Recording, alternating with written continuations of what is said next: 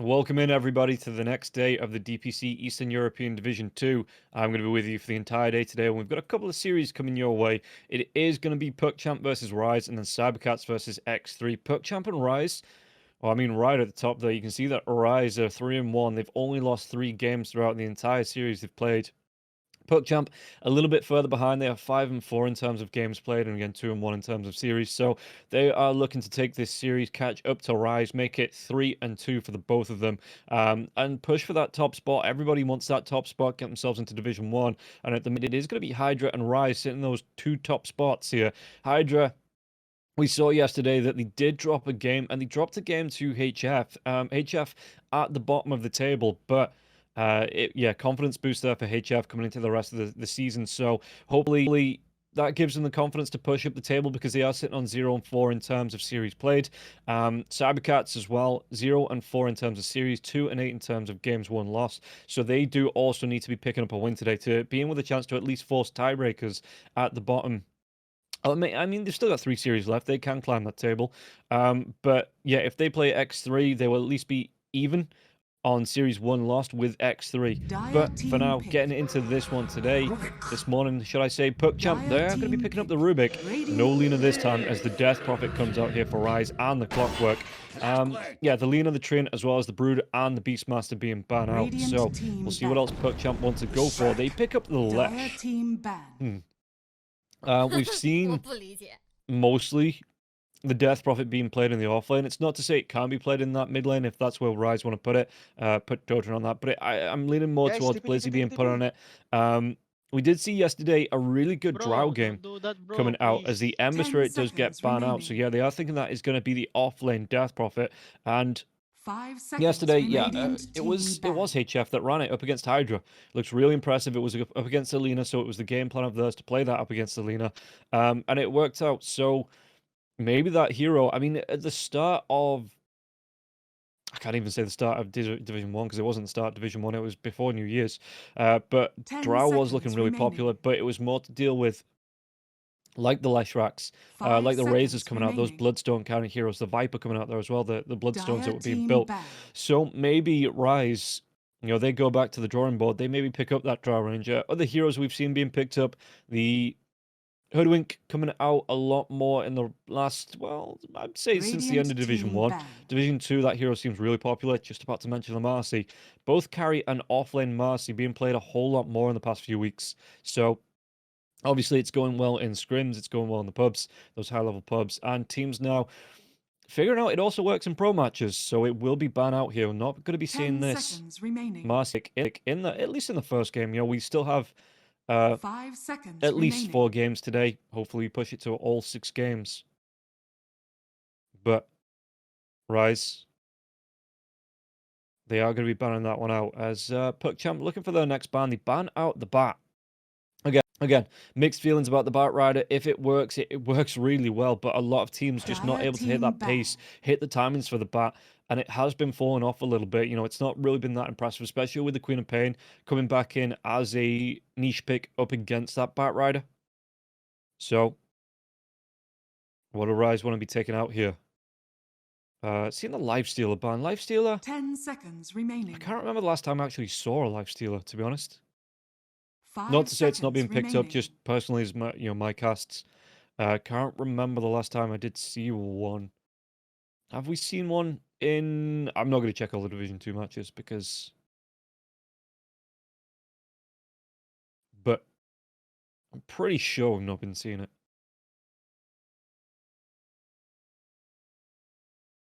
So Rise, what else did they want to be removing here? Dire team pick. They take out the Ricky. Radiant team Good choice, pick. good choice. Going straight in for that Snapfire. Now, the Snapfire can be played in the mid lane, the off lane, as well as that position 4, so it doesn't really give anything away here on the side of Rise, whether you want to play this. Might not be too bad up against the Lesh mid, because you do have the Scatterblast slow, you have that cookie to get right on top of him there as well, so you can try and avoid that split earth. If you get the cookie timing off perfect, you'll just be able to dive on top of him, and then Scatterblast, follow up with a couple of right clicks. Lesh could be in a little bit of trouble in that mid lane, but again, Rise just keeping it flexible here with the Death Prophet as well as that Snapfire. Okay, the Ursa Burr comes out here from PuckChamp, and the Ursa Burr, a hero that we saw yesterday in the first series, it got picked twice, I want to say. Yeah, it got picked twice and banned in the third game. Cybercats ran riot 10 with it in seconds 38 minutes remaining. flat, taking Dire a victory team there. pick. And then YNT in the second game, able to pick that hero up and just run through YNT in about 30 minutes. So they go for the Tiny after the fact. And what's that? Is that the two supports then? The pause. Oh, now, I've always seen 10 Rubik as the pause seconds 4. remaining. Never really as the position 5. So do they run that Tiny as the 5 5 here, or is that seconds going to be like remaining. some sort of offlane Tiny? Which I wouldn't hate, but for the most part, it has been a support, either the position 4 or the mid lane Tiny that we see coming out. So where do they want to put this here, PuckChamp? Meanwhile, Rise just going through some of the reserve time here for this final pick of the phase. What do they want? Carry up against the Ursa. Oh, maybe something with a little bit of control. So maybe you do put the Snapfire into the 4, pick up an OD in that mid lane to not only mesh with the Lesh. Getting the Sean Connery on there. It's going to mesh with the Lesh. But Radiant team banned. they go for the Centaur. Okay, big tanky hero. Not easily taken down by the Ursa because of the once it hits that 6, a Stampede comes out. It's got a Hoof Stomp as well there. So if you do come up close as the Ursa Burr, you are getting stunned out. Earthshock doesn't matter. It's going to be the 10 immediate seconds remaining. Hoof Stomp 5 just to seconds slow remaining. the Ursa Burr down. You can, if you do get a setup with the Telekinesis or the Avalanche, depending on who's going to be supporting the lane with the Ursa, you can still get the overpower off a good few Fury swipes as well. So the Centaur definitely wants the Vanguard for the protection, for that extra regen coming out, the bigger health pool. But we will see. So it is going to be the mid-death prophet as well. Unless he flex it to the 4. But more than likely, I'm expecting this to be the Dodron Death Prophet and Blizzy on the Centaur now. So looking for a carry on the side of Dire Rise. team ban. What have they been playing as the Weaver does get banned out? Would have been a really good one. Anything with that hypermobility can get in and out of the fights around the Ursaba. Ooh, Radiant Faceless team Void. ban. Maybe. Being able to dive in if you get the chrono off before the Enrage comes out. So they ban the Lycan out. So yeah, they are thinking this is going to be the two supports here with the Rubik as well as that Tiny. So looking to 10 ban out seconds offlaners. remaining. What else is left? The Beastmaster's already got taken 5 away. The Broodmother seconds is remaining. gone. So PuckChamp, what do they ban next? Just looking through what Rise have played in that position 1. Spectres, yeah, maybe not up against the Ursa. Ursa itself, up against YNT. They went for, yeah, the Weaver did come out there for Rise. Slark, been banned out. Another Weaver there, so not going to be able to pick up those. Shadow Fiend? No, if the Ursa gets on top of it as a Dire Shadow team Fiend, ban. there's no way you get yourself away from that. Morphlin, maybe? But he ban out the Drow. Yeah, I still wouldn't have minded the Drow, though, with the Clockwork. Radiant team pick. So they ban out the Enigma. Yeah, okay. Again, it's a hero like the Batrider. If you can make it work, it really does look impressive, but most of the time, it doesn't really work. So, PuckChamp with his 10 final seconds pick. remaining. What else are we looking towards? 5 seconds remaining. Primal Beast has kind of dropped off a little bit. The Razor not really being picked up. Tide, again, a hero that does get picked every so often, but doesn't seem like it's that popular at the minute.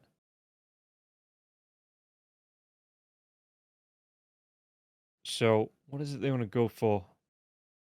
Heroes like the Doom as well. The Doom up against might not be too bad. It stops the Death Prophet from being able to spam spells. Obviously, as well, Rise, they have the final pick on the carry, so they can pick into Dire whatever team offlaner comes out. Let's go with the Darks here. Okay. some good control. If they can get a good vacuum back into an avalanche, with the split earth, especially once that split earth comes out with the shard. So you have the multiple split earths, just constantly repeating. It's an alright hero. It's a good team fight hero as well. 10 Harry does seconds call it the remaining. best team fight hero in the game at the minute. So, yeah. 5 seconds PuckChamp maybe going remaining. for a quick... again, the other thing that we saw yesterday was the Ursa Burrs. Got that Battle Fury up, but then got involved. It wasn't just straight into the jungle to look at the farm. They were straight involved with the team. They were looking for the fights, looking for the pickoffs. So it's not like the Ursa Burr needs that 20 minutes in the jungle to find the farm. He is looking to get... Faceless Void. Faceless You may Void now comes out. select your heroes. Yeah, he's looking to get aggressive from the get-go, and I think the Faceless Void might be another hero like this. We've seen a couple of Facelesses go for the Hand of Midas and then into a Maelstrom. So that could be something that we see here for Donosric. If he wants to get the extra farm, helps him keep up with the Ursa in between ganks. But every time that Chronosphere is up here for Rise, I'd expect them to go for a rotation, go for a gank. So this is the two lineups for the first game of the first series. Oh, it's hard to call. It is really hard to call. I think... again, Ursa's look really good. I've not seen a lot of Faceless Void, though, within the last week or so. So it depends. I think Rise, they're in the strong position of having that engage with the Clockwork coming in. But if he engages onto the Ursa's just going to rip through him. Blizzy, big tanky hero with Arrow as well. Good setup with the Cookie into the Hoof Stomp. So, ooh, I don't know. Every time I back, and I'm not saying not bad at predictions. I just drop a massive caster curse. That's what happens. I don't get it wrong. I just I curse the team that I've chosen. So. Looking through both of these lineups, again, the Ursa looked really good yesterday, and I think if PuckChamp can keep that same pace. But first, guys, before we get into it, we are going to be jumping to a quick commercial from our sponsors over at EGB and get ourselves into the first game. Check it out. Bets on esports, bets on streamers, impressive bonus system, welcome bonus up to $600, cashback, artifacts, regular promotions, daily giveaways. Try yourself as a bookmaker. Great lines. EGB.com, more than just a bookmaker. So, right into game number one. And, yeah, I think if the Ursa can keep up the pace that we saw from the Ursa yesterday, it'll be not an easy game for him, but it'll be a solid game from the side of PuckChamp. Meanwhile, on the other side, again, the Faceless Void, he's a bit of an X factor here coming out into this game because he's not really been seen a whole lot in the past few, I'd say the last week and a half or so, especially in the Division 2 of Eastern Europe. And if he can get on top of the Ursa before the Enrage comes out, before the BKB as well, he might be able to bash down the Ursa. Has to probably catch out the Lesh, as well as the Rubik in there as well. At least before he gets that BKB timing out. Just to make sure the Split Earth and Telekinesis, they can't waste time in the Chronos. But you do have the Mortimer Kisses to rain down, even if you're stunned up. You have the Rocket Flows to come through. Death Prophet, everything that the Death Prophet throws out here will go inside that Chronosphere and do damage. So, there is some good answers, even if you're yourself are locked down. Blizzy looking for the chase onto Till the End. Till the End just going to walk himself away from this one. Begins. And it looks like it's just going to be... odds-wise, it is so even between the two teams. There are not a lot between it. I think Rise come into this as a little bit stronger, just with the teams that they've played in the recent... not only in the Division 2, but third-party tournaments as well. So they did look pretty strong. And again, if they can hit the times with the Faceless, no reason they can't win it. But the Ursa did look really good yesterday. After being a little bit critical of the Ursa picks since, God, the middle of Division 1, it did look really strong in the series yesterday. So, yeah. We'll see which way it's going to go. It's Dodrin just casually dodging off that Split Earth there. Just walking himself away. Easy peasy there for Dodrin. Bottom lane should get to... yeah, the Hoof Stomp comes out as he came up to get a little bit of farm. We'll be taking a lot of burst harass going out from the Hoof Stomp. The double edge as well from the Centaur. Into the Cookie. Around level 3 or level 4 from both heroes. It is a lot of burst to come out from, both heroes. Meanwhile, the top lane. Speaking about burst, Avatos here, and Daniel can keep running himself up to heroes, especially with the Clockwork. He wants to come in close to harass. And once Daniel hits that level 2, in fact, he goes for the tree first as the battery assault comes through. Donosric looking for the rotation as well. Time dilation is going to be used. Malik going to be slowed down just a little bit. But Daniel, he's looking to be the target. Can he get himself away from this one? The run away. A lot of damage onto Daniel, but it's not going to be the first blood. He has tangos, he has mangoes, he has a stick to try and get himself back to a decent amount of health there as well.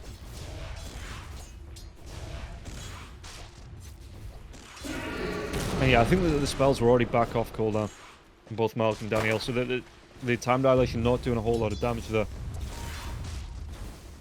Meanwhile in the mid lane, Young G and Dodrin just trading farm, actually looking quite close here.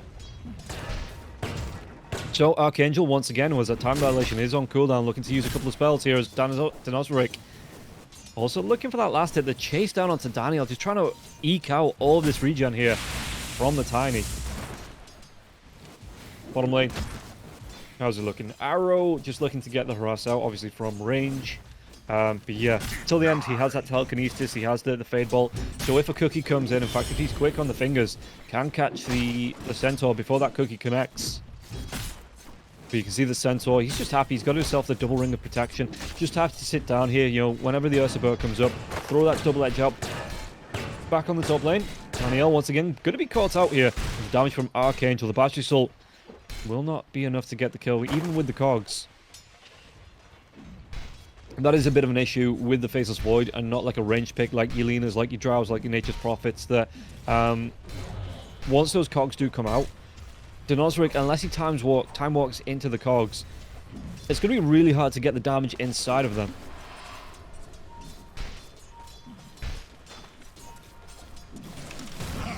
So Daniel, with the salve to heal himself back up to full health, he's going to be a-okay in this lane. Yeah, looking to do the damage again. Donosric, he's going to suffer a little bit. It's only level 2 on the Darkseer, so no second point here into that Iron Shell. I like that he kept the point as well. You know, whether he needs the vacuum back to get a kill, or maybe the surge to get him or his teammate away from a first blood gank. So he just holds on to that now. Shigetsu, how is he looking in the lane? 16 last hits to the 21 of Blizzy, and Blizzy's even going to be coming into the neutral camp here as well after that pull. Be able to farm up a little bit more. The Centaur Stomp comes out as well. That Fade Bolt not going to be doing a whole lot as Arrow does take down the Courier. But yeah, the Fade Bolt not doing a whole lot because Blizzy has that double edge. He has the Stomp as well. If he needs to be throwing that out, if he needs to be doing the damage here, it doesn't need to be relying on the right clicks. So the Fade Bolt's going to be nice for the harass, but now that Ring of Health is out, now, he's going to be a big tanky boy. Again, really hard to get through as the Scatter Blast from Arrow onto till the end. Does he want to try and go? Was that Cookie? Doesn't have the mana for it. Has a Mango though. Maybe just trying to get some distance and turn around, use the Mango, get the Cookie off. Actually, maybe saving the Mango for the next Scatter Blast. He can turn himself around here if he wants to. He's trying to run himself away, but does he? Is this a fake? Does he try and feint back in? Yep, the Cookie comes out. That Scatter Blast now as well. A couple more right clicks until the end with that stick as well as a salve and arrow. He might bait it himself until the end picks up the first blood. Oh, it was clever, but it wasn't enough to get the kill there from the Snapfire. But there is still always next time. Well, not next time on the first blood because I mean that's gone now.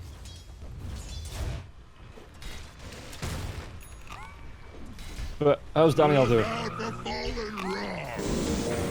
Malik, the Gogs do come out. Malik going to be taking some harassment. Archangel, he's got to be careful because he's the Iron Shell into the vacuum, and Archangel, he might just go down next as well. Donosric comes in. There is going to be time dilation, so Malik, he actually doesn't have a point into the surge. The toss comes out though. Was that time work forward? One more right click, a bash, anything. Donosric is going to be able to pick it up here, and Malik, again, cute and clever onto Black Archangel, just overstepping his bounds there. No point into the surge. Actually went for the second point into the Iron Shell. So trying to get the kill onto Archangel with the vacuum, but it just sets him up for his own demise. Because with no surge out, Faceless Void was just able to catch up and get the kill. And it is going to be the Hand of Midas, it looks like, for the Faceless Void. So he does want to be catching up. Meanwhile, the Ursa Burr, how is he looking? Got that Ring of Health out, making sure that he's not killed off so easily. You know, if he does get harassed down, he can go back and then into the tier 1 tower, get that regen out, get himself up to a decent amount of health. But he's going to be going for the phase boot first.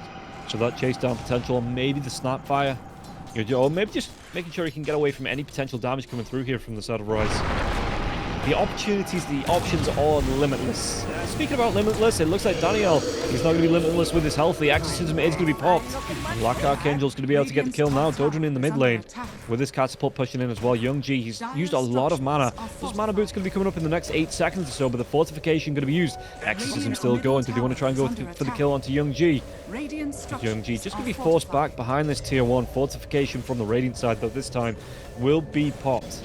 And we'll see here the TP coming in. So Rubik rotating in now as well. Do they want to try and go for the kill onto Dodron? Daniel setting up the 1 point into each at level 3. So not going to be able to get close though for that Avatos combo. Bottom lane, do they want to go? And she gets to. Scatter Blast comes out. Even the Fairy Fire, it's not going to be enough. And Blizzy does get the kill. And that's going to be Centaur's Vanguard coming out now. So Centaur on this lane, you can see that 41 last hit to the 34 of the Ursa. Blizzy having a really good time on this lane, and Ursa, he's struggling a little bit. Yeah, those phase boots not coming out just yet. He is going to be going for the chainmail. So again, a little bit more protection, keeping himself back into the lane. But Blizzy now putting the pressure on. Shigetsu comes in, Fade Bolt there as well. Telekinesis if it's needed. But Blizzy, again, big tanky boy. Look at the regen, 16.5 on that health regen there for the Centaur. So, till the end, just looking to maybe deny a couple of last hits here from Blizzy. But Blizzy, again, the burst damage that comes through from the Stomp. Okay, the Fade Bolt, that's a little bit cheeky, but does get the job done.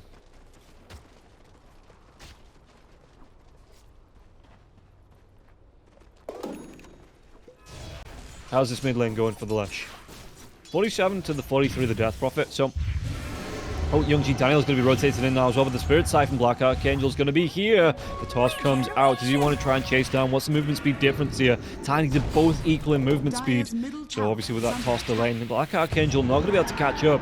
Until the end, he's getting low. The Crypt Swarm. Oh, the Fairy Fire, it keeps him alive. As Arrow, he might go down. No Cookie for 2 seconds, so he's trying to buy time in the trees. 1 second. Cookie to the low ground, but till the end's waiting. The Scatter Blast, he misses! Shigetsu gets the kill, able to get himself down there with the Earth Shock. But the Rubik, that Scatter Blast, it would have been a kill until the end. And it doesn't connect, doesn't get the kill. And Rubik able to get the TP away to safety. Arrow, both times he's been close, but no Cigar here for the Snapfire. Which is good, because cigars are bad for you. So Rubik just doing him a favor, making sure he doesn't smoke. I'm trying to keep him healthy. And yeah, Arrow just says, okay, cool, you may have got the kill, but I can refill my mid's bottle. Yeah. And that was the real plan all along, to feed a kill just to refill the bottle of Dodron. So Exorcism once again being popped here. The fortification's not going to be up, and this time Dodron should be able to move in. The ward goes down as well as the sentry till the end on the back lines. And I think they can get that D-ward off onto the sentry in the mid lane now as well. Arrow comes up till the end, gets D-ward coming through. And no telekinesis into that split earth setup coming through here as Dodron just into the jungle, looking for the farm till the end. Comes in with the Fade Ball, again trying to get cheeky, but telekinesis is going to stop that Spirit Siphon from being fully effective there. What level's Black Archangel? Level 4, so no hook shot just yet. Walk himself up, called to come out. Where's that toss? You can toss him right back to Malik if he wants to. Just going to toss him up into the air. A lot of damage to the vacuum now as well, and Malik, he will pick up that kill this time. Okay, and it looks like the Dark Seer is that it is going to be the mech coming up for him. At some point he will go into the Greaves, but it looks like he just wants to go into the Hood to start.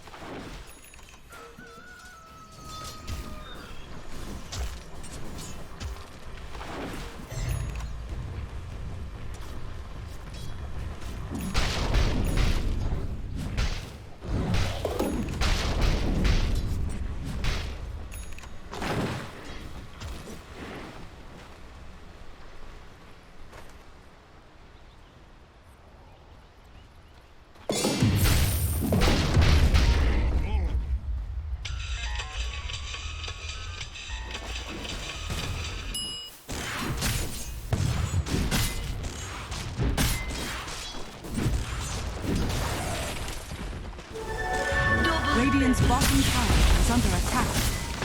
Dire's top tower is under attack.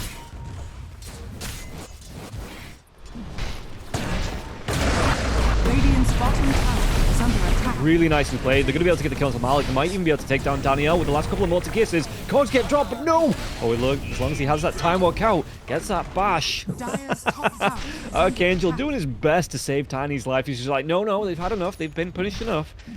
But Ozrix is just like, no, I need more. So a really good couple of kills there for the... Did he get them both? No, Arrow took down Malik, but he got the assist, and, you know, he was there for the kill. And that's what counts.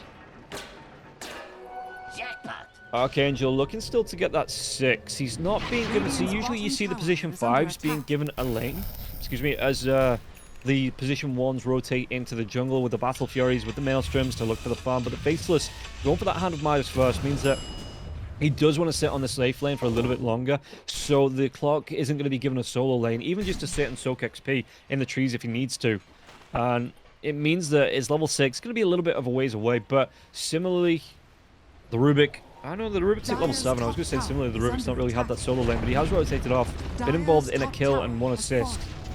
So yeah, now you see the Faceless Void moving off, but it is a little bit too late for the Clockwork, as that tier 1 tower will be going down.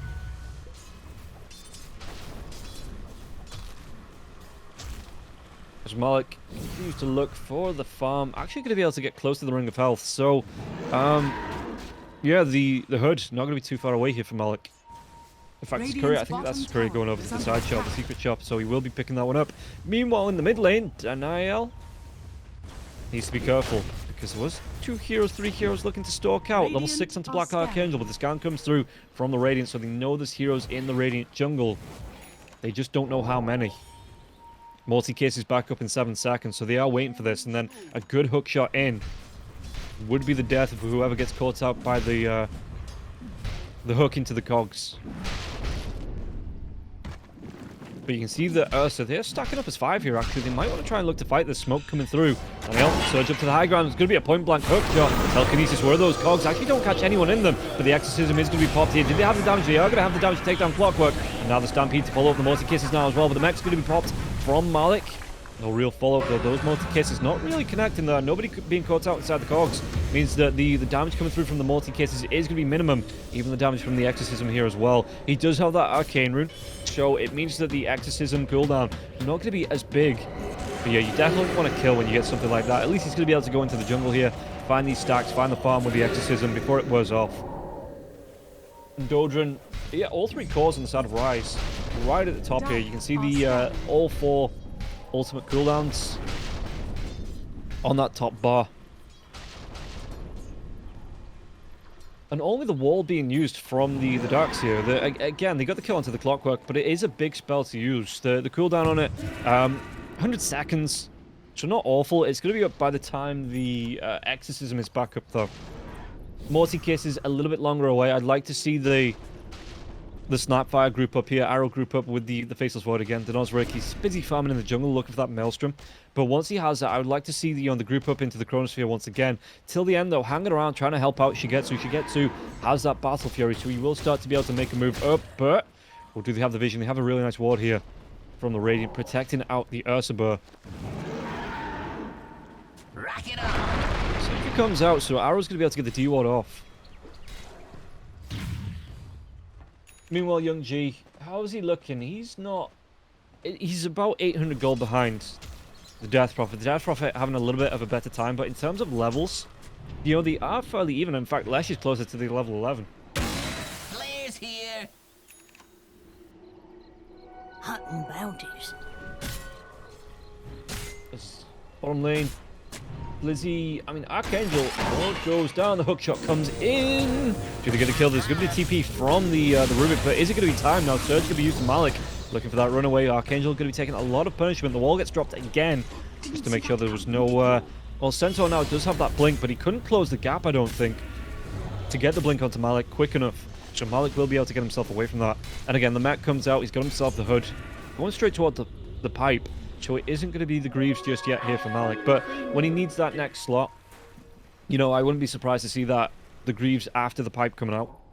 It's just the pipe's a little bit more important for the team fight at the minute, because the mech, the mana boots, do pretty much the same thing. Well, mostly the same thing as the Greaves. So it's no rush on the Greaves here from the Darks here at the minute.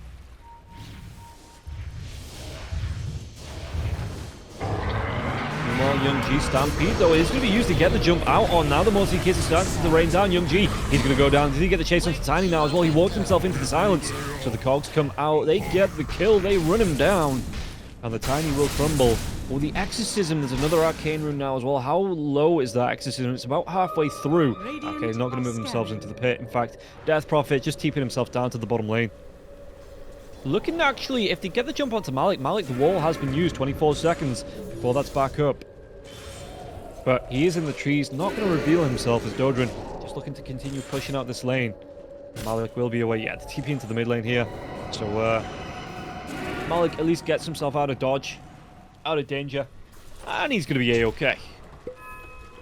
And that pipe, how much gold is he? About 330 gold away, Malik here from getting that pipe out. How's the Ursa Bird looking? Ursa Bird wants to go straight into the BKB.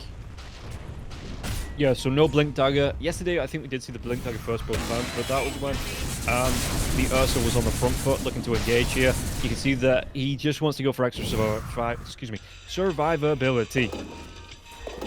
Survivability, yeah, as he goes for that BKB. Just right off the bat.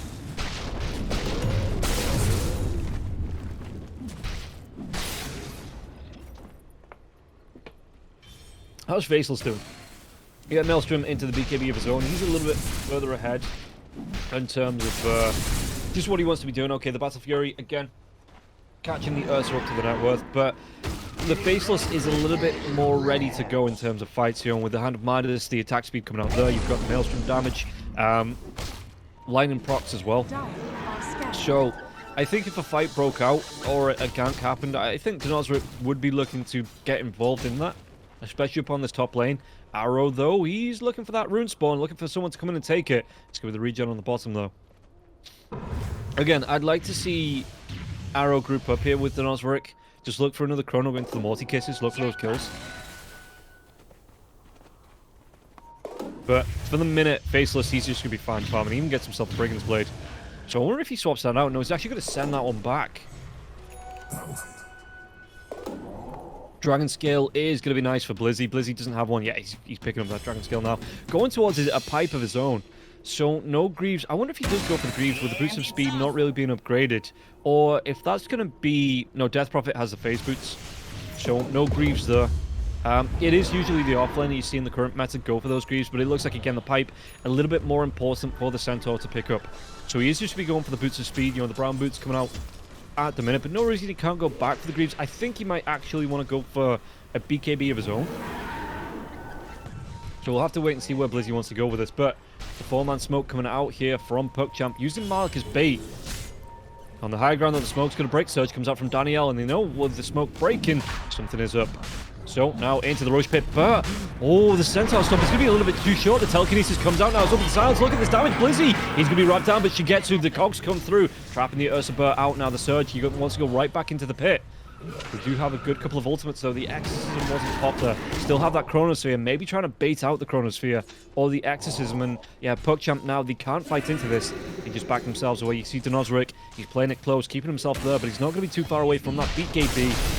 How far is the Ursa off? Ursa has it. He used it. He obviously used it. I saw him use it in the fight. But yeah, Faceless Void. A Hand of Midas and Creep Camp away from getting his own Black King bar out. And I think then that's going to be go time here for the Faceless.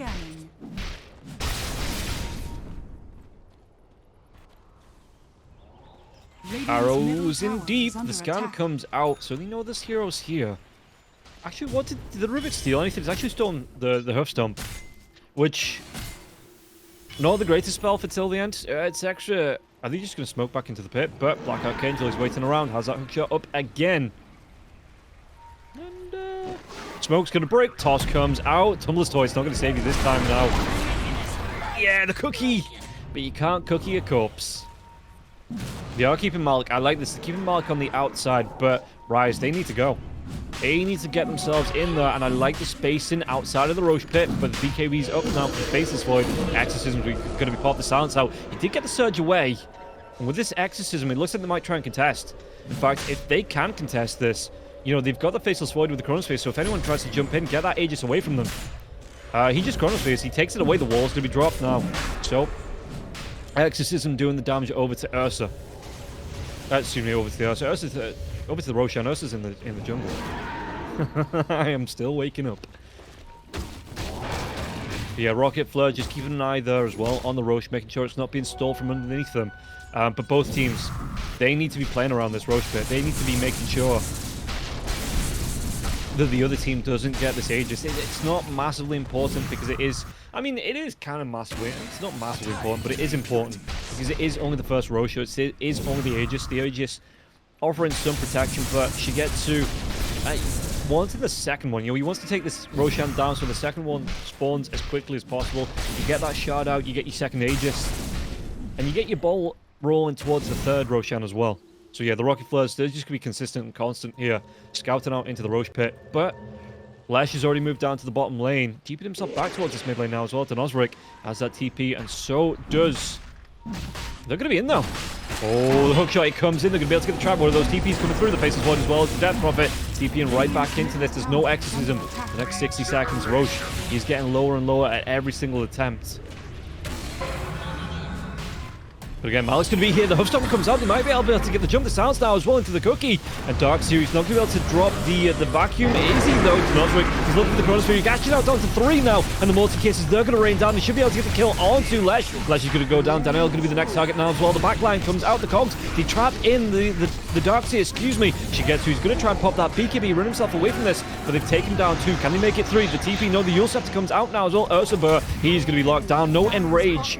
No BKB. He is straight up dead. And this opens up the pit here. 3 heroes dead, all 3 cores dead on the side of PuckChamp. Opens up the pit for Nosric to rotate himself into them. They did lose the Centaur, so that is a decent pick for PuckChamp. You know, a nice little bonus. Oh, Daniel, he blinks himself in, but he's putting himself into danger now. The time dilation comes out. Daniel's going to go back in his box. So really nice last-ditch effort, and even Black Archangel is going to be able to get the point-blank hook off, and that's going to be the battery soul damage. The Rocket Flare comes out. Time Walk not even needed there as Archangel gets the kill. Taking the kill away from the Faceless, who was there to pick it up. But, you know, securing the kill more important, and, you know, it gets him the goals for the 4 staff as well, so... Swings and roundabouts. But yeah, really nice snatch. I can't even call it a snatch, it was a contest on the Roche. And Rise coming out on top, so really good jump there from the side of Rise. Even though it did need 2 heroes TPing into that, the rest of the team just bought time for the heroes to get in. The 3 cores going down. All of a sudden, I mean, Daniel, it was really brave. Just mistimed it a little bit. A second later, and he probably does get the Roche kill as well as the Aegis snatch. Because Roche was really low, but it was just a little bit mistimed, and it did cost him his life.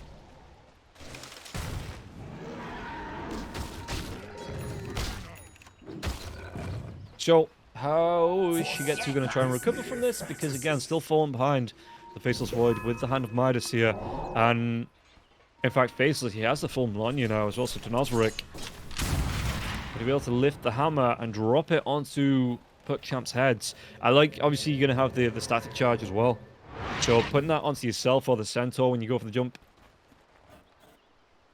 Just getting the full benefit from that. Again, the extra attack speed to come out now as well as the damage, that plus 70 attack speed. Just means that you are going to be racking up these bashes in the Chronosphere, and the Chronosphere is 6 seconds away. Exorcism's been popped, so they're going to try and go for this tier 2 on the bottom lane.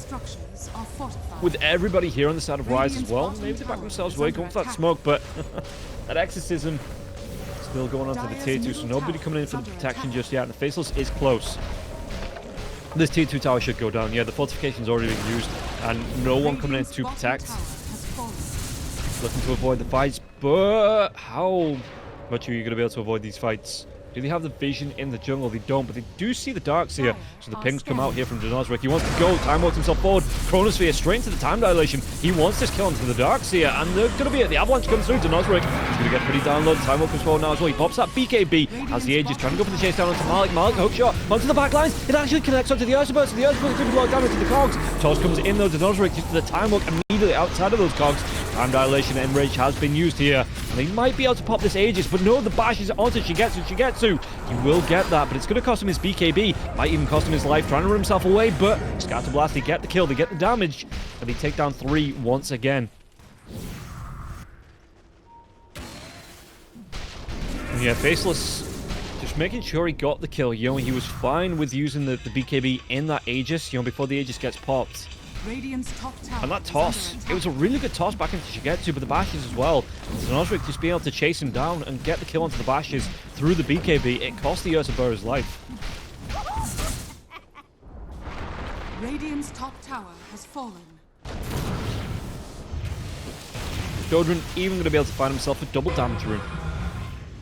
Oh, the chase down onto Arrow. Arrow is going to go down. Youngji gets that kill. So Arrow a little bit out of position there. 3 heroes just being able to run him down. What's he going for in terms of items? Radiant's top tower is under attack. He wants that Axe. He wants that gobble up. He wants the split out. He wants to be able to just send the Centaur in from long distance. Dire's middle tower is Maybe even under the Faceless Void. If you can get a good jump with the Faceless Void, you know, a good gobble up spits out with the Faceless Dire's middle into a tower has Chronosphere. fallen.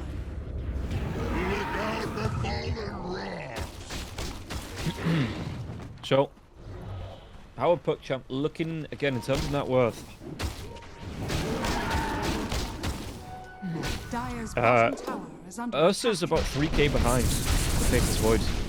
Dire's bottom Faceless tower looking has towards that fallen. Skadi now as well. The stats are going to be nice. The extra attack speed, the survivability that comes through, pretty much everything that the stats give. Bottom lane though, did he get the jump actually onto Blizzy? Blizzy needs to get himself away from this. How's that Stampede? If he needs to, he's going to pop it now as well, trying to run himself away. He will not be able to get himself out. Scarblast comes out and Blizzy, he's going to be slowed down and controlled. So the Stampede used in vain there. And the amount of control from PuckChamp onto that Centaur just couldn't get himself away from it. All 5 heroes stacking up though. So it just creates space, you know, makes it a little bit safer for Nosric to push out for the rest of Rise, because they know where everyone from the side of Radiant's PuckChamp middle are on the tower map. is under attack.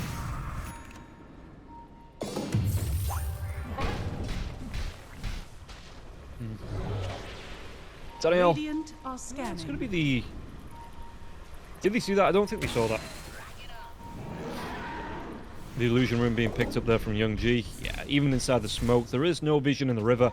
So they might be able to make a jump happen, though. You can see that on the high ground, Clockwork, he's going to be dead. Straight up dead. Daniel is going to be the one to claim that kill there. Looking to do a little bit of scouting, but the wards... In fact, how did they see him? Because there's no vision on that cliff. Just a sentry. Oh, they might have actually seen him force-staff himself up there. So not able to force-staff himself far enough, the telekinesis comes out, you know, it clips him. Zaro, he doesn't want to be caught out of position this time, just TPs himself away. Yeah, you can see that Nosric as well, he doesn't feel those spidey senses, they are tingling. So he just gets himself away, doesn't feel safe there. Especially seeing as he's so close towards that, the Skadi. What's that, about 200 gold away? 300 gold away? Yeah, he's going to be close. In fact, if he gets it off this fight now, they make the jump out. Is there going to be the Chronosphere? The Nosric has already used the BKB. Malik, he's getting close. Is he going to go down the hook shot now as well? Waiting for this next Time Walk with the core in the cogs. It is going to be the Rubik, so the chase onwards. That bash, he does get it. But the Time Walk up to the cliff. Oh, till the end. The massive Time Walk up, and he's going to be able to get it. He was one right click away from going down there. He gets himself all the way up to the high ground and away from the danger. But Daniel not going to be so lucky. Cogs come out. Daniel, Blizzy, he's looking for a way to get this kill, and Daniel just trying to play keep away for as long as possible there, wasting the time of the clock and the Centaur. Does he go for the Chrono? For the bash, Chronosphere comes out here. He even takes down the courier just to rub it in, and Lesh with the bash is the right click coming out, time dilation now as well, but the BKB still going for Young G. Young G might try and turn this one around. Can he get himself away from it? The cogs do get dropped. Jordan going to go for the chase here with Spirit Siphon onto Shigetsu, but the hook shot, it just actually connects on Shigetsu. I mean, as soon as those hooks, the cogs come in, Clockwork's like, oh shit, now I'm trapped in here with Shigetsu. He just right clicks him down. The wall comes out now as well. They've lost 2. Can they get Blizzy away? Blizzy's going to look for that blink. No Stampede. Just have that pipe if he wants to pop it. Could he go for the TP? Do they have the vision? Do they have the setup? They absolutely do. You get it with the Split Earth. Finding that kill, and maybe just a stretch too far there from Rice. After that Chronosphere had been used, he didn't get the kill onto the Lesh. Probably should have just backed themselves away. But hey, who am I? I'm just the caster. I'm not the pro player. Thank you, my beauties. Yeah, how's Faceless? Faceless gonna go for the Nullify next, it looks like. on the top lane. Doldren's got to be careful. He is being hunted here. No Dyer's early middle warning tower system coming is out. No under wards, attack. nothing like that. So he's got to get himself into the trees. No blink dagger. So he's just going to use the Ogre Steel Totem to look for the TP away. I still can't remember the name of that. Even though it does seem to come up so often. It's going to be actually Arrow going towards the Greaves. He already has that mech and the mana boot. So it is going to be the... what's the win probability? 69% for Rise. Nice. Dyer's top tower is under attack. Yeah, a Dyer's decent recovery there. You structures just are see the graph fortified. starting to dip back up, lift back up in favor of... Well, not in favor of PuckChamp, but not all the way in favor of Rise there.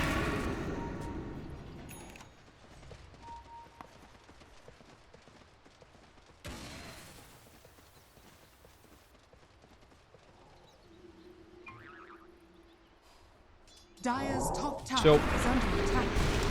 That top tier 2, it's taken a beating from Young G in mid lane as well, Daniel, but his Lesh isn't close. In fact, Daniel's on his own. He's going to be so careful. Looking towards getting that blink in. Dyer's Blizzy top now as well on the tower is high under ground, attack. just looking for the farm. It is going to be the heart. So he's got himself the Dyer's Heaven's top Halberd tower to deal with the has Ursa's fallen. right clicks, and the even going to go back for the Crimson Guard. So he does want to offer the full protection to his teammates. Arrow, how far away from the Greaves is he? He has the gold for the recipes, just needs about another, about 450 gold. And it's off. Not too far away from getting that buckler out there as well. Meanwhile, the side of PuckChamp, they are grouped up, looking for a smoke on the side of Rise. See them coming through the Radiant Jungle, through that river. So looking for a really good chronosphere here. Good jump before the BKBs, before they Dyer's enrage. top They're going to go tower all is around the under world for attack. this wraparound as well. Radiant's middle tower is under attack. Radiant are scanning. Wards come out. Sentries there, but they don't go for the D-Ward. Just because that might give the game away till the end, though. There's going to be the Hoofstomp coming down to the Rubik. The Rubik is going to be hexed up and killed off. So no big spells needed there. Just the blink into the Hoofstomp. And now it's going to be PuckChamp's turn to smoke, but they are going to be a Rubik down. The outpost goes way back in favor of Rise. Do it with flair. Yeah, they are cautious and aware Dyer's of this middle Roach tower timing as is well, so under Blizzy attack. going to be sitting in the pit for a little bit. Meanwhile, the side of PuckChamp are away from this, from the Roach pit, so how quickly, once it comes back up, can they do this? 6 seconds away, and Blizzy just keeping himself in, because it was a pretty long timer. Yeah, there is the big man. Blizzy just steps himself in. They want to do this. It looks like they want to go. They might have an idea. Well, they're going to have an idea where Malik is, taking back that outpost. So how quickly can they get themselves in? But the blink from Danielle gets the haste, gets that 4-staff away. And you can see that PuckChamp now starting to move themselves over. The TP's coming in. Shigetsu with the blink dagger now as well. The Abyssal Blade out for the Ursabur.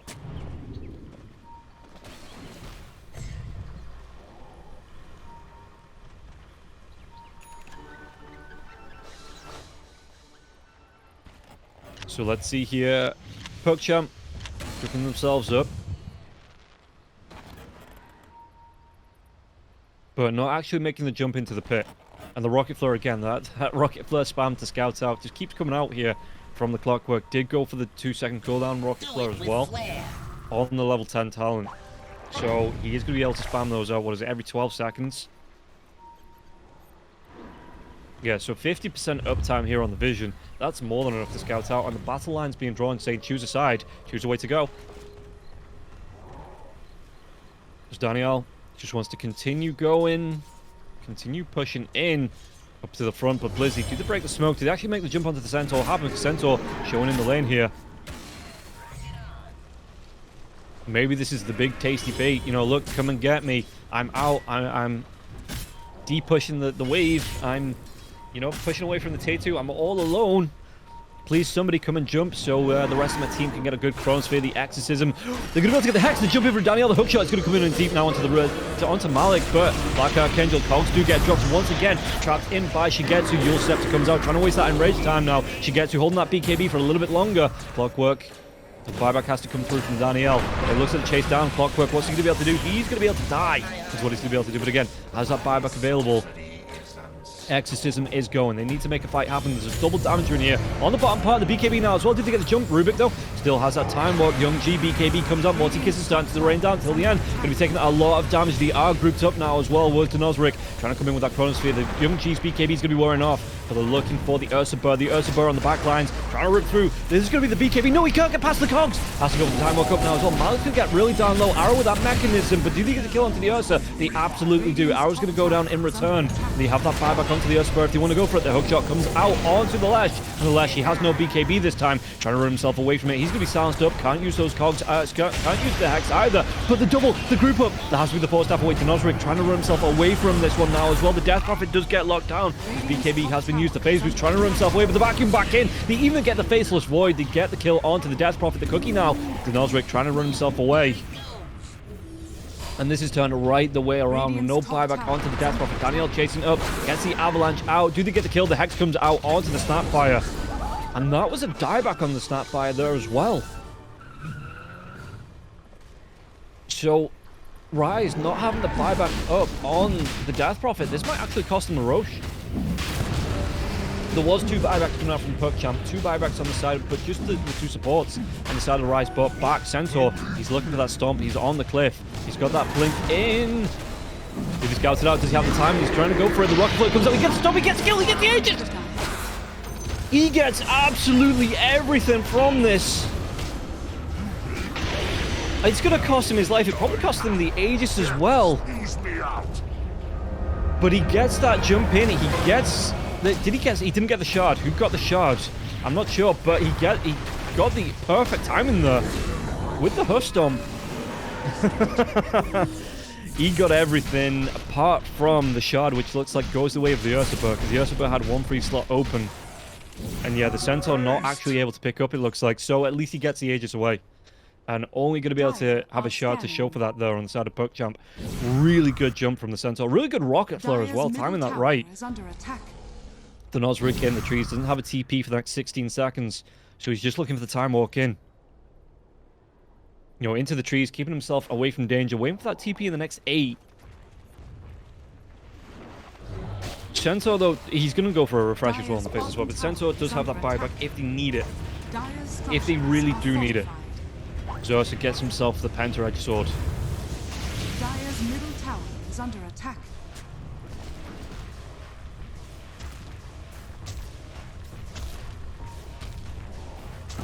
How are they going to try and set this one up? They do give away the tier 2, it looks like, here on the side of Rise. PuckChamp going to get this one for free. More or less. Yeah, the Centaur is still down for the next 10 seconds, so they probably don't want to make a move. They're just happy to give this one up. Probably give up the outpost as well. Just looking for the resets on the BKBs. Just looking for the resets. Well, not on 10 of the buyback. But yeah, I think this Death Prophet really does. The Faceless is bought out as well. Faceless just straight up buys out a Nullifier. Has that Chronosphere up now as well, so they might be able to make something happen. But PuckChamp, they've been really good with these BKBs inside the Chronospheres. In fact, in the last one, Archangel dropping the cogs right in front of the Nosric. I get it to trap in. Baby, just some miscommunication coming out. And it meant that the Ursa Burr lived for that little bit longer. Was able to turn around and do some damage. Is under attack. And obviously, he bought back as well, so he was able to do even more damage once he bought back. Oh, the hookshot comes out. They catch out onto the Tiny. The Hex comes out. Is that the Exorcism? It's going to be the full pop on the Exorcism. Expecting a little bit more defense once that hookshot came in onto the Tiny, but now they just move themselves towards the tier 2. Fortification is there. Death Prophet with the Exorcism. How much damage can they do? A decent amount to the tower. The Fortification not going to be used just yet. Yeah, you see Jordan just moving himself around. Doesn't want to be caught out static. Radiant's middle tower is under attack. Because that tier 2 tower will go down.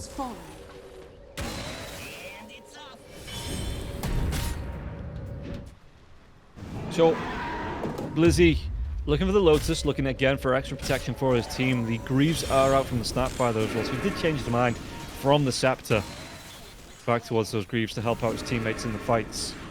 What else have we got? So, the Timeless Relic.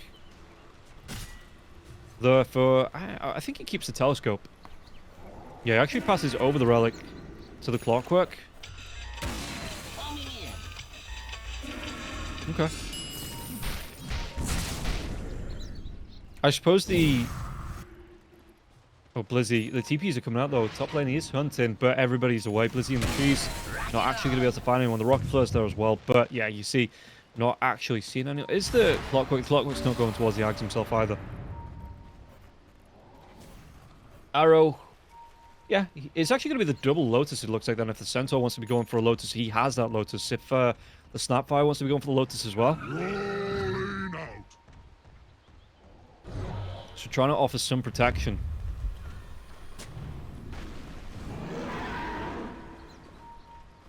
To the teammates, Faceless Void. How is he looking? He still wants to go towards that Refresher again. The Nullifier is up, but I think buybacks are going to be so important around this, and you can see that everybody apart from the Rubik and the Death Prophet, for some reason or another, doesn't have those buybacks. So if they can force a kill on the side of Rise onto that Ursula, he's going to be dead for a decent amount of time. They might be able to get some objectives around this.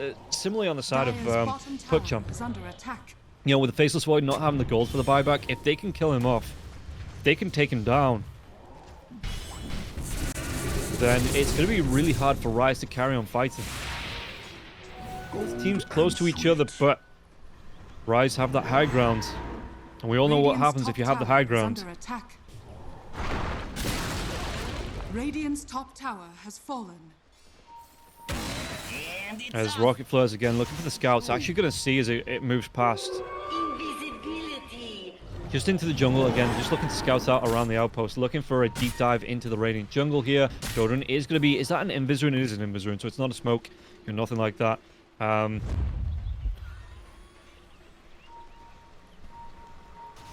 look for smoke breaks on the other side. It's going to be Shigetsu the Stomp. It's going to be too far away, though. Daniel gets that toss back. It's going to be the Hex now as well. Onto the Tiny. Tiny getting himself away from this one. Malik in the trees. He looks for that blinking. Did he get a good vacuum out the Nullify now as well? Daniel back at the Nosric as well. So we do get the kill. Hook shot onto the Ursula. The Ursula has that enraged going. The wall is going to be dropped now as well. Can they do anything about this? Shigetsu with the BKB still going. And the damage out Jordan. He's looking to run himself away from this one. Shigetsu wants to get in the fight. The Chronosphere catches on to 3. BKB till the end. What can he do now? The damage coming out. They're going to be able to take down the Darkseid. Shigetsu with that enrage. Can he do anything about this? Is he actually going to be able to get the kill? Faceless, he's dead. He does have that buyback gold, though. Importantly, the bash out the Abyssal Blade, onto Blizzy. Blizzy, he's looking with that. Never mind. The Heaven's Halberd, the Huffstomp was stolen. And they get the kill onto the Centaur. And PuckChamp took a really good fight there. Even though the Chronosphere caught onto 3 of them. Even though, you know, it was Daniel that got jumped on. And all of a sudden, PuckChamp, they're looking to force up 4 buybacks, 3 buybacks, because the Clockwork doesn't have his. For another 7 seconds, but still, Shigetsu, they want to push out right up until Rise's base. And Ursula looking towards the Swift Link as well here. Just not fire. What's he going to try and do? The Clockwork is back alive, but this Tier 3 tower, it is being pressured, it is being taken down. So the buyback comes out from the Centaur, and again, there's no Chronosphere for the next 80 seconds. As it looks like... Okay, going to try and use the Crimson Guard here onto the buildings, as well as the fortification. It looks like the Faceless wants to go towards that Orchid. But these buildings, they're going to be ripped through here. Maliki comes in, he gets the vacuum, he gets the catch onto Arrow, the normal punch comes out, the wall going to be dropped once again. Even get the double stun out onto both supports. They're going to be able to clear both of them. No, the Greaves, it's going to keep the Snapfire alive for a little bit longer. The Clockwork will go down, forced to use that buyback, was that toss back onto the Centaur. And what's going to keep him alive? The Heaven's Harbinger maybe onto the Ursa. No, it's not going to be there now as well. And Blizzy trying to get himself away with Stampede, but Blizzy, he's going to go down the cookie with the Yule Scepter. Oh no, Blizzy. He does get himself back to the fountain. Crimson Guard once again doing that magic. But they've got 1 set of racks. What else can they get from this? Arrow! He's going to go for the backline TP. What's he going to be able to get the catch out? No, he cancels it off. No one else would have been able to help him out there. That should help. So yeah, he just cancels that TP to the outpost. And again, PuckChamp taking a good couple of kills to get the buyback out onto the Clockwork as well. And it is going to be a quick Roshan respawn here. 46 seconds. And the big man's going to be back alive. Centaur, he still wants that heart. But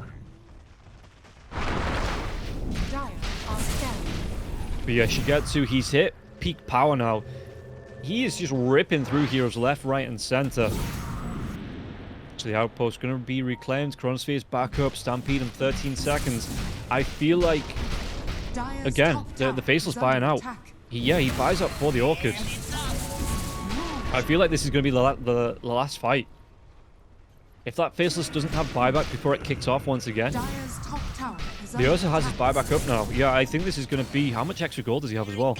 Nearly enough for that Swift Blink on the Ursula.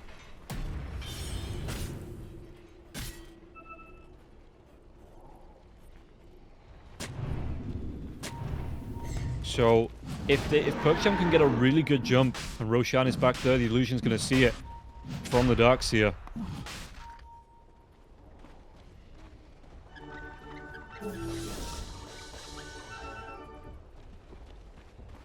Yeah, you can see Shigetsu. He's looking for it. The BKB comes out now for Malik, so that's going to be a fresh one. Yeah, it is. It's a fresh BKB for the Darkseer. Is it going to be in time though? The jump comes out. They get the hook shot. It's going to miss actually. They get the jump onto the Tiny. Tiny going to be taking a lot of damage. Daniel Yulsepter comes out. He might just be the sacrificial lamb here. Scatterblast now as well. Up to the high ground with the Force Staff. But he is still going to go down. He does have the buyback. Exorcism going. Smoke's going to be there. He buys right back into this. Chronosphere still available, but the jump in. They get the Abyssal onto the Clockwork. Clockwork can get himself away. He's going to be bounced around left, right, and center like a pinball. The Force Staffs as well as the cookies. So he does get the jetpack out. The Chronosphere catches onto 3. They're going to be able to get the kill onto the Lesh. Lesh has that buyback. It has to come out immediately now as well. Shigetsu, he's being burst down. Can he get himself away from this one? Another buyback to come out. 3 of them. The normal punch onto Denozric. And Denozric trying to do what he can with these illusions with the wall. They need to disengage. They need to get out safely. They forced out 3 buybacks. That is going to be enough for the normal punch onto Blizzy. Centaur. Can he get himself away? The Hex once again onto the Tiny now as well. But the Hex onto the Centaur. Centaur. Force Staff was that cookie as well for safety, but the Avalanche comes in. The Force Staff's onto the Tiny. Tiny looking for another tossback. This might actually be the dieback, but it comes out a little bit too far. Yulsepter normal punch onto the Death Prophet. Death Prophet going to get low. Does he get the kill? He's going to go down. And Jordan now Blizzy. He might be the next one. The buyback is there for the Death Prophet. Everyone's getting back into the fight, but he does. He's actually been coming back into this Blizzy. He's a big tanky boy, but eventually he will be taken down here. Blizzy the Hoof Stomp. Not enough to keep him alive. The backline comes out till the end. He's already bought back. Is this going to be the dieback here for the Rubik? The cookie comes out though. It's going to be keeping the Faceless Void safe. Faceless Void. Faceless Void. He's dead. Buyback though. Again, they want to be fighting this. They want to be looking for the end now. While this is going on though, the tier 4s are being pressured inside the dire base. The cookie comes out onto Youngji. Youngji with BKB. An arrow will go down. Has that buyback once again. And yeah, it's going to be another buyback into this. Was that one with 74 seconds?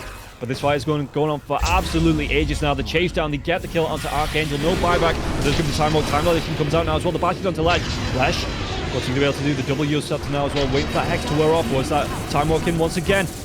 He wants the kill onto Lesh, but he might have to settle for the kill onto the Darkseer now as well. Denozric, another BKB was this cookie. The Scatterblast comes out. They might be able to get the kill. They will be able to get the kill onto Youngji, and no buyback on the Ursa. He'd already used it. The chase down onto Malik now as well. It's only 2 heroes alive from both sides, but it is going to be the Faceless Void. So Faceless, maybe looking to get himself into that Roche pit, get himself an Aegis, get himself a Refresher Shard. Backlines, Arrow has to be careful. He's already bought back. Though the vacuum.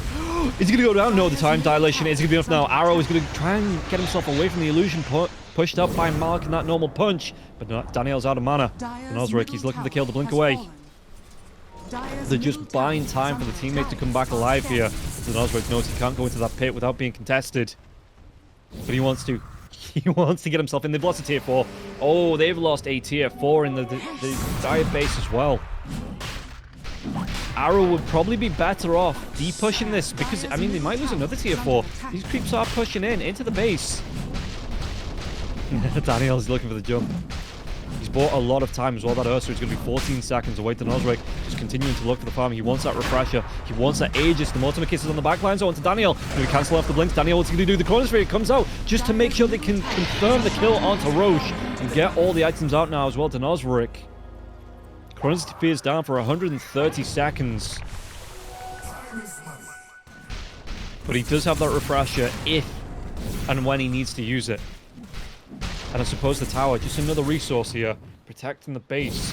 Centaur Warren, not going to be too far away from the heart as well. What does he sell to pick that one up? Does he just sell off the boots?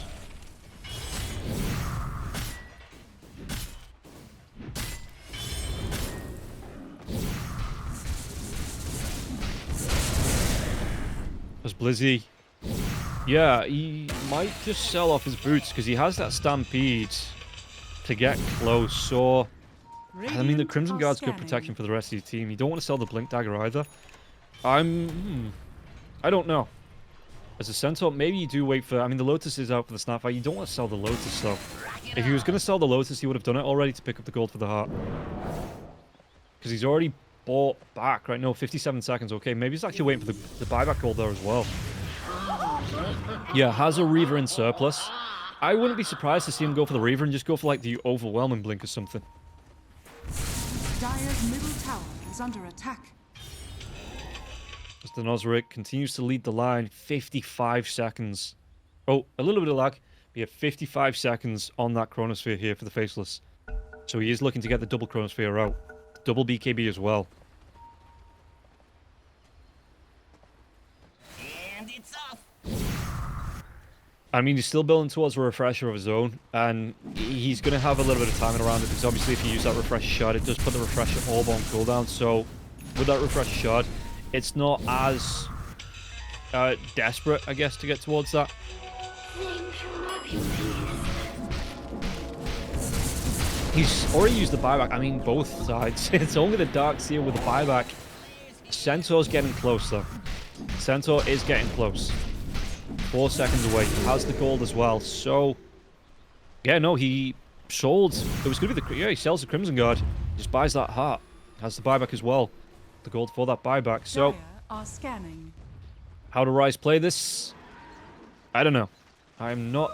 Trust me, I know. The high-level telekinesis grab, though. Onto the clock. Okay, never mind. They're jumping on the back lines. Is he looking for that hook shot again? The Darkseer does have the buyback.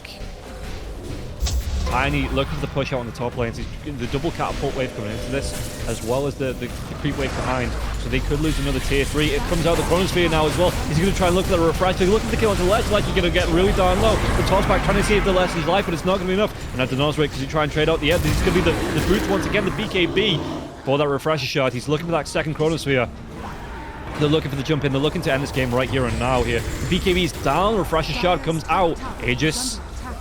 It has been popped for the Faceless Void. The Death Prophet is down. What can he do? The toss-up once again. The Nozric, he's looking down the back lines. Mark, though, the Stomp doesn't come out. The second Chronosphere now as well. It catches onto the Tiny. Do they get the kill? The Chronosphere, though, is stolen. It catches onto two of them. That should still be the Darkseer.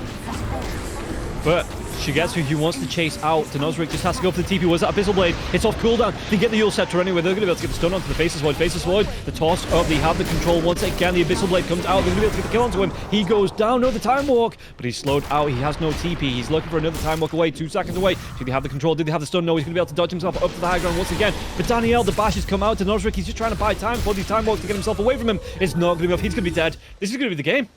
Only the Centaur alive. 4 heroes from the side of PuckChamp. Going to be able to march up the mid lane and end this game with only Blizzy alive. And Blizzy, he's not surviving away through 4 heroes. The smoke comes in. She gets to look at the jump, and there's no buybacks available on the side of Ryze. 1 tier 4. There's even no tier 4 towers. They both got taken down here. The normal punch comes in. They get themselves on top of the Centaur. The Centaur, Abyssal Blade is going to be reflected from that Lotus Orb, but it only keeps Blizzy alive for a little bit longer. And even if that Clockwork came back up, yeah, 4 heroes dead. 5 heroes dead now. The 2 buybacks. That's going to be the respawn and the buyback. But Ursubur, he's waiting. The protection comes out from the Clockwork, but now Clockwork, what do? You're trapped in there with an Ursubur. The Black Archangel trying to keep himself alive for a little bit longer. The normal punch comes out once again. Clockwork is going to try and get himself away with the jetpack, but how much time can he buy? Exorcism for this build, and even with the protection, it's still going to go down. And PuckChamp, 54 minutes and 41 seconds with a 10k net worth lead. The kills are even, but they will be able to take the base, break that base, and take game number 1 away from Ryze. It was so close, back and forth for the last, 15 or so minutes, 15, 20 minutes. In the end, PuckChamp, they were able to break the base. And yeah, with those tier 4s going down to the creeps with no protection coming back there from the side of Ryze, it was an easy march up to the base. And just being able to take down that Ancient there. And PuckChamp, I mean, it was looking good for... It was looking really good for Ryze early on. It was looking super impressive. But all of a sudden, Shigetsu, he hits that peak, hits that power point, and you can't kill the Ursa. It takes so long to kill the Ursa. The protection from Youngji there as well. Trying to burst through him, but he always seemed to get the BKB off before the Chronosphere came out. Surviving with the Bloodstone as well, just ticking through. And all of a sudden, it was impossible to get a clean fight for the side of Ryze, clean pickoffs. PuckChamp always taking the trades, and they were able to take game number 1. And yeah, the net worth between the 2 carries there as well, there wasn't a big difference, about 300 gold between Shigetsu and Denozric, but Denozric, his power just fell off a cliff, and the Ursa looked really darn strong coming into this, into the late game. And what else can you say about that? Great back and forth. Blizzy with the amazing Roche snatch there as well. So there was some great punts here from Rise, but PuckChamp just looked a little bit stronger. Danielle with some really good jumps in as well. With 17 assists, only 3 kills. But on that support, Tiny, that's all you're going to be looking for. Malik finally got the BKB out there as well, late game, so he had that protection coming through. The Desolator, the normal punches, the damage that this Darkseer was putting out, he looked almost unstoppable, and finding some great initiations there as well. The walls being dropped left, right, and center. Rise, they just had to constantly back themselves away. There was no anchor point to keep them there, but by the time those walls got dropped, Rise was so far deep in, the disengage, it was costing them lives, it was costing them deaths, and there was no way, again, for them to take a clean fight. So this is going to be, the first game going the way of PuckChamp, able to take that one away from the side of Rise. Rise, again, really good start for them. But in the end, it is going to be going the way of PuckChamp. Guys, that is going to be game number 1, though. And that is the game 1 of at least 2. We could be seeing all 3. But first, we are going to be jumping to a break as we get ready for game number 2 between Rise and PuckChamp. We'll see you after this.